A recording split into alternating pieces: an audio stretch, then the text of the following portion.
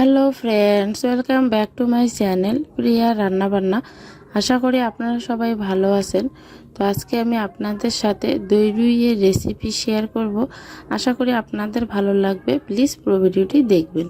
তো বন্ধুরা, আমার চ্যানেলে নতুন বন্ধু হয়ে থাকলে প্লিজ চ্যানেলটি সাবস্ক্রাইব করবেন এবং পাশে থাকা বেল আইকনটি প্রেস করবেন আমার রান্নার আপডেট সবার আগে পাওয়ার জন্য।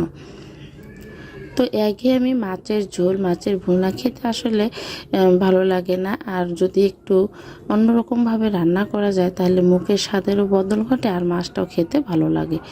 তো বন্ধুরা, আমি এখানে নিয়েছি কাঁচামরিচ, আদা আর 2 টুকরা রসুনের কোয়া বেটে নিয়েছি। এখানে নিয়েছি কাজু বাদাম বাটা, একটা তেজপাতা, একটা জিরা ফোড়নের জন্য।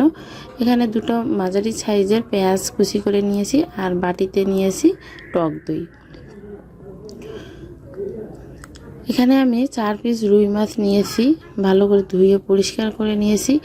তো মাছের মধ্যে আমি সামান্য হলুদের গুঁড়া আর পরিমাণ মতো লবণ দিয়ে ভালো করে মেখে নেব।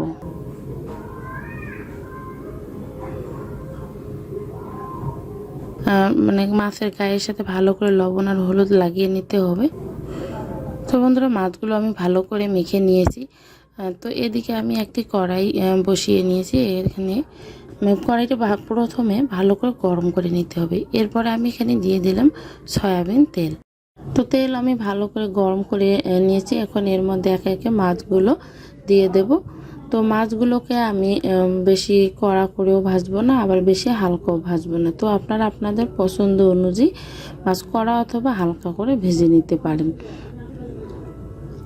তো মাছগুলোর এক পিঠ হয়ে গেছে, আমি অপর পিঠ উল্টে দিচ্ছি।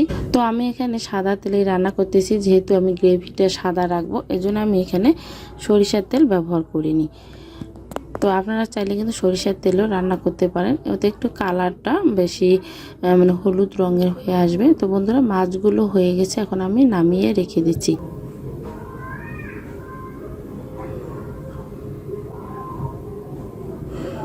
এখন এই তেলে আমি ফোড়নের জন্য একটি তেজপাতা দিয়ে দিচ্ছি আর দিয়ে দেব গোটা জিরা। এখানে ফোড়নের জন্য দিয়ে দিলাম পেঁয়াজ কুচি, দিয়ে ভালো করে ভেজে নেব। বেশি লাল লাল করে ভাজবো না, হালকা ভাজা হয়ে আসলে এখানে আমি দিয়ে দেব আদা রসুন আর কাঁচামরিচের পেস্ট।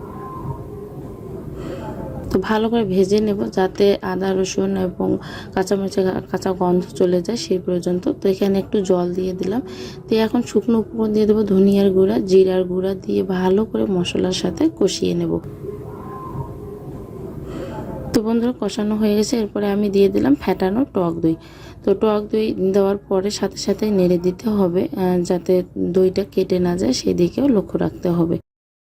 তো দইগুলোকে আমি ভালো করে এখন একটু কষিয়ে নেব। তো আমার এখানে দইটা একটু বেশি পাতলা হয়ে গেছে, ফ্যাটানোর পরে একটু জল ছেড়ে দিয়েছিল। তো এখানে এখন দিয়ে দেবো পরিমাণ মতো লবণ। যে যেরকম গ্রেভি রাখতে চান সেই অনুযায়ী কিন্তু এখানে লবণটা ব্যবহার করতে হবে। তো বন্ধুরা, দেখতে পাচ্ছেন যে আমার এখানে মশলা কিন্তু ভালো মতো কষানো হয়ে গেছে আর চারপাশ দিয়েও তেল ছেড়ে দিয়েছে।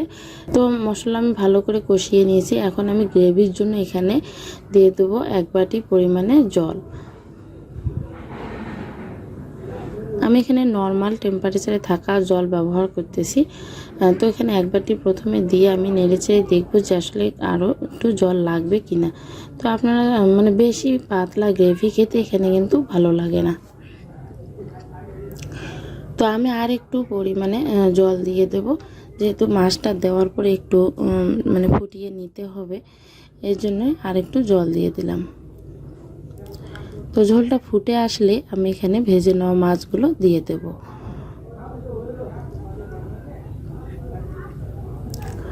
তো বন্ধুরা, মাছগুলো দিয়ে দিচ্ছি, দিয়ে একটু নেড়ে চেড়ে দিয়ে সামান্য পরিমাণে গরম মশলার গুঁড়া দিয়ে দেব। ও বন্ধুরা, আরেকটা কথা বলা হয়নি, যে কাজু বাদাম আমি বাটা নিয়েছিলাম তা কিন্তু দইয়ের সাথে মিশিয়ে নিয়েছিলাম, একসাথে মিশিয়ে দিয়ে দিয়েছি।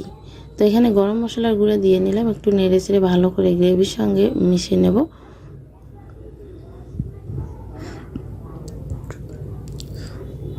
তো তো নাড়াচাড়া করে নিয়েছি। এখন আমি চুলার আঁচটা মিডিয়াম করে দিয়ে ঢেকে দেব 5 থেকে 7 মিনিটের জন্য। তো বন্ধুরা 5 থেকে 7 মিনিট পরে ফিরে এলাম আপনাদের সামনে। তো ঢাকনাটা আমি তুলে নিয়েছি। যদি আপনারা ঢেকে না দিতে চান তাও সমস্যা নেই, তবে একটু ঢেকে দিলে মাছটা খুব সুন্দর নরম হয়ে আসে। তো মাছগুলোকে আমি উল্টে দিচ্ছি যাতে অপর সাইডও ভালো মতো অপর সাইডেও মাছের মধ্যে ভালোভাবে মশলা ঢুকে যায়। তো বন্ধুরা আমি আবারও একটু নেড়ে চেড়ে দিচ্ছি। আর দেখতে পাচ্ছেন যেখানে গ্রেভিটা কিন্তু অনেকটাই ঘন হয়ে এসেছে। তো আর বেশিক্ষণ রান্না করব না, এখন নামিয়ে পরিবেশন করব। আর ঠান্ডা হলেই গ্রেভিটা আর একটু ঘন হয়ে আসবে। তো বন্ধুরা আমার এই রেসিপিটি যদি আপনাদের ভালো লাগে প্লিজ ভিডিওটিতে একটি লাইক দেবেন এবং কেমন হয়েছে তা জানিয়ে কমেন্ট করবেন। আর পারলে ভিডিওটি বন্ধুদের সাথে শেয়ার করবেন। তো বন্ধুরা আমি একটি প্লেটে আপনাদেরকে সার্ভ করে দেখাচ্ছি। তো তৈরি হয়ে গেল আমার এখানে রুইয়ের রেসিপি। তো আশা করি আপনাদের ভালো লাগবে। প্লিজ একদিন হলেও আপনারা বাসায় ট্রাই করবেন। তো বন্ধুরা আজকে আর বেশি কথা নয়, আবারও দেখা হবে নতুন কোনো রেসিপি নিয়ে। সেই পর্যন্ত ভালো থাকবেন, সুস্থ থাকবেন। সবাইকে ধন্যবাদ।